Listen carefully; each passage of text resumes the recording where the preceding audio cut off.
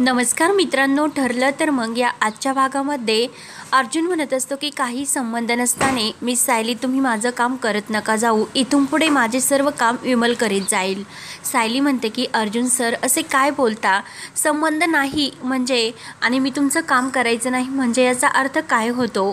तेव्हा मात्र अर्जुन सायलीकडे बघत असतो आणि त्याला सायलीने जे काही कुसुमला वचन दिलेले असते ते आठवते आणि तो सायलीला म्हणतो की अजून 5 महिन्यांनी आपलं कॉन्ट्रॅक्ट संपेल आणि तुम्ही तुमच्या आश्रमात जाल, परंतु काळजी करू नका, तोपर्यंत तुम्हाला तुमचा आश्रम हा परत मिळालेला असेल. सायली म्हणते की सर ते मला माहिती आहे, पण तुम्ही असे अचानक माझ्याशी इतके तुटक का वागता, मी तुमची कामे करायची नाहीत का.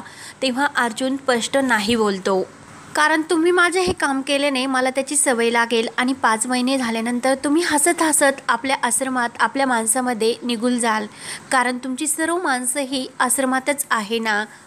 तुमची ही सवय लागल्याने मला पुढे प्रॉब्लेम होईल आणि तोच मला नको, म्हणून आत्ताच मी ही सर्व करतो आणि रागाने तो कप तेथे ठेवतो आणि निघून जातो. सायलीला मात्र अर्जुनचे हे वागणे समजत नाही.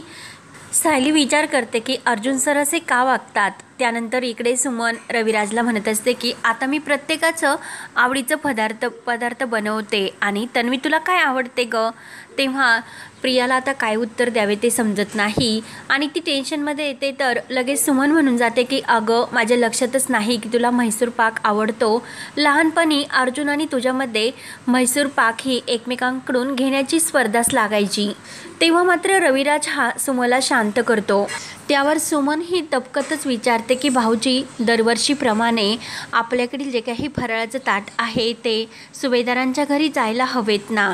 तर रविराज हा सुमनकडे बघतच असतो. सुमन म्हणत असते की जेव्हा पूर्णाई आपल्याकडील जे फराळाचं ताट आहे जोपर्यंत जात नाही आणि त्या फराळा वाचून त्या दिवाळीची सुरुवातसुद्धा करत नाहीत आणि प्रतिमा वहिनी दरवर्षी हे फराळ सुभेदारांच्या घरी पूर्णाईला नेऊन देत असतात आणि दरवर्षी आपणसुद्धा गेल्या वर्षापर्यंत भाऊजी तुम्हीसुद्धा हे ताट नेऊन दिले होते, परंतु यावर्षी काय करणार. तर रविराज काही उत्तर देत नाही आणि लगेच रूममध्ये निघून जातो. तर सुमन म्हणते की अगं तन्वी तू तरी सांग ना गं की आपण सुभेदारांच्या घरी हे फराळ द्यायला की नको. तेव्हा लगेच आणि तोंड वाकडे करून तू हो बोलते, हरकतच नाही. तेव्हा मात्र तिला सुमनचा राग येत असतो. त्यानंतर इकडे अर्जुन कपाटातील काही शर्ट ह्या इस्त्री त्याला देण्यासाठी काढत असतो. सायली म्हणते की अहो हे काय करता तुम्ही, मी करते द्या इकडं. अर्जुन म्हणत असतं की नाही 5 महिने झाल्यानंतर हे सर्व मलाच करावे लागेल, त्यामुळे आत्ताच मी सवय करून घेतो. तेव्हा मात्र सायली विचारते की अर्जुन सर काय झाले तुम्हाला, तुम्ही असे का बोलता. कुसुमताई तुम्हाला अशा बोलल्या म्हणून तुम्हाला राग आला ना, पण कुसुमताईचा स्वभाव तुम्हाला माहिती आहे ना, ती समोर कोण आहे कोण कुणाला बोलते तिला काहीच समजत नाही, फक्त बोलून जात असते, म्हणून तिच्या वतीने सायली हात म्हणजे कान धरून माफी मागते. अर्जुन म्हणत असतो की मी सायलींना काहीच कळत नाही की मी अपसेट का झालेलो आहोत. अर्जुन शर्ट हातामध्ये घेतो आणि तिथून जायला निघतो. तर सायली म्हणते की अहो सर कुसुमताईला ही माहितीच नाही की तुम्ही माझ्यासाठी किती खास आहात. तर अर्जुन पुन्हा खुश होऊन सायलीकडे बघत असतो. तर सायली म्हणते कुसुमताईने तुम्हाला नीट ओळखलेच नाही, पण सर मी तुम्हाला पूर्णपणे ओळखायला लागले. तुम्ही मधुभाऊंना सोडवणार आहात आणि माझ्या मनामध्ये तुमची जागा खूप वरची आहेत, परंतु आणि सर माणूस म्हणून तुम्ही खूप मोठे आहात. आणि आजच बघा कुसुमताईने तुमची कॉलर झडली असती, दुसरा एखादा माणूस असता तर खूप चिडला असता, परंतु तुम्ही काहीच म्हटले नाही. तुमची चूक नसताना तुम्ही मात्र शांत राहिलात.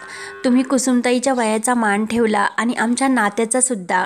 आणि सर तुम्ही कायम म्हणतात की मी किती युनिक आहे, परंतु खरे युनिक तर तुम्ही आहात. तर अर्जुन रोमॅन्टिक होऊन सायलीकडे बघत असतो. अर्जुन आरशात बघून हसू लागतो. तर सायली म्हणते की अहो 5 महिन्यानंतर काय होईल ते होईल, परंतु ॲडव्होकेट सुभेदार अर्जुन सुभेदार हे नाव माझ्या मनामध्ये कायम कोरलेले राहील आणि ते नाव कधीही पुसून जाणार नाहीत. आणि म्हणून सांगते की सायली सांगते की अर्जुन सर तुम्ही प्लीज असे तुटक माझ्याशी वागू नका, तुमच्या या वागण्याचा मला सुद्धा खूप त्रास होतो. म्हणून सायली प्रेमाने अर्जुनच्या हातातील ते शर्ट पुन्हा आपल्याकडे घेते. तर अर्जुन असा खुश होऊन सायलीकडे बघूच लागतो.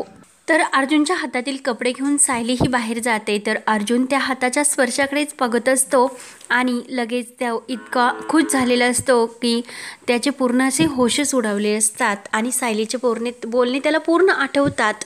त्यानंतर इकडे तन्वी काही पेपरमध्ये हे कानातल्याच्या डिझाईनी बघत असते। तर सुमन येते आणि सुमन म्हणते की अगं प्रतिमा वहिनी येणार असे म्हणजे या शहरात आहे तरीसुद्धा त्या घरी का येत नसेल, आणि यावर्षी आपले रविराज भाऊजी आहे ना ते जरा जास्तच असे दुःखी असतील, कारण तू एक काम करू शकते की त्यांना आनंदात जर खुश करायचे असेल तर की तुझ्या हातचं जे काही फराळ आहे ना ते यंदाच्या दिवाळीला तू बनव, कारण तुझ्या हाताला ही प्रतिमा वहिनींची चव असेल आणि ते फराळ जर आपण सुभेदारांच्या घरी जरी दिले तरी त्यांनासुद्धा किती आनंद होईल, कारण त्या हाताला म्हणजे प्रतिमाच्या मुलीचा स्पर्श असेल।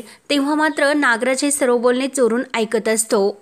तन्वीला मात्र टेन्शन येते की आता हे फराळ कसे करायचे, ते करंज्यावर त्या नक्षा कशा काढायच्या असतात, परंतु ती मुद्दाम सुमनला म्हणत असते की काकू तू अजिबात टेन्शन घेऊ नको, यंदाच्या दिवाळीचं फराळ मी माझ्या स्वतःच्या हाताने बनवेल। तर सुमन म्हणते की मी तयारी करते आणि ती बाजूला म्हणजे घराबाहेर सुमन लगेच खुश होऊन बाहेर जाते। तर लगेच नागराज हा गुपचूप लपतो आणि सुमन गेल्यानंतर लगेच रूममध्ये येतो आणि तन्वीला म्हणतो की काय तुला रवा आणि बेसन यातील फरक तर कळतो ना, एकतारी पाक काही वगैरे तुला काही माहिती आहे का? तेव्हा लगेच तन्वी रागाने म्हणते की तुमची बायको हा सर्व त्रास मला देते आणि ते फराळ वगैरे करण्यासाठी मला काही जमणार नाही। तेव्हा नागराज म्हणतो की मग काय जमते की तुला, नुसतं खायचं जमते का? प्रतिमा वहिनीचा एकतरी गुण योग्य प्रकारे दाखव। तेव्हा तन्वी म्हणते की काय प्रतिमा लावलत, आणि जर इतकंच तुम्हाला हौस असेल तर ती तुमची वहिनी शोधून आणा आणि येथे फराळ करण्यासाठी बसवा तिला।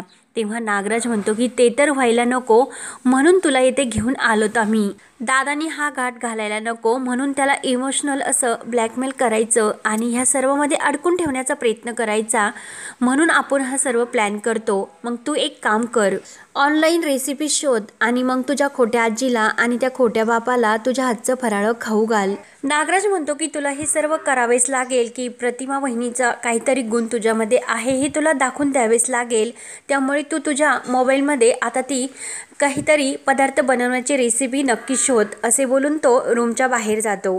त्यानंतर इकडे अर्जुन आणि चैतन्य मस्त असे रात्रीच्या वेळी गप्पा करत असतात। तेव्हा अर्जुन म्हणत असते की मिस सायली मला काय म्हटल्या की कितीही काही झालं तरी माझं त्यांच्या मनातलं जे स्थान आहे ना ते कोणी हे काही घालू शकत नाही, ते स्थान तसंच आहे तसंच राहील। तर चैतन्य म्हणतो की अरे काय बोलतोस तू हे सर्व?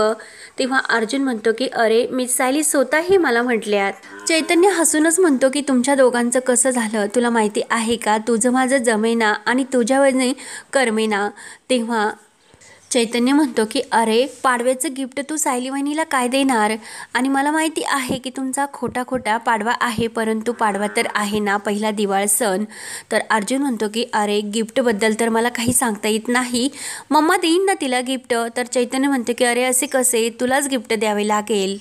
तेव्हा अर्जुनला सायली कुसुमला जे काही सांगत असते ते सर्व क्षण आठवतात आणि तो लगेच चैतन्याला म्हणतो की स्पेशल नाही तर सायलीसाठी खूप असे स्पेशलच गिफ्ट मी देणार। चैतन्य विचारतो की काय? तेव्हा लगेच अर्जुन म्हणत असतो की मधुभाऊंना सोडवण्यासाठी उद्याच आपण कोर्टामध्ये अपील करूयात, मधुभाऊंबरोबर दिवाळी साजरी करायची, हेच सायलीचं म्हणजे मी दिलेलं गिफ्ट असेल।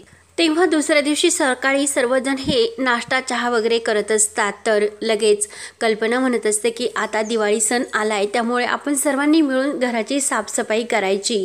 तेव्हा मात्र सायली म्हणते की मी लगेच आता आमची रूम साफ करायला घेते। तर म्हणजे अश्विन म्हणत असतं की नाही, अशी म्हणजे सुभेदारांची एक प्रथा आहे की प्रत्येकाने आपापली रूम साफ करायची नसते, तर एकमेकांनी सर्वांनी मिळून हे काम करायचे असते। तेव्हा लगेच सायली म्हणत असते की म्हणजे असे का? तेव्हा लगेच कल्पना म्हणत असते की अगं जेव्हा आपण एकमेकांची कामं करतो ना तेव्हा त्यातील प्रेम हे वाढत जाते आणि घरामध्ये एकोपा निर्माण होतो, तेव्हा सायलीला सुद्धा खूप आनंद होतो आणि हवा घेते संपतो।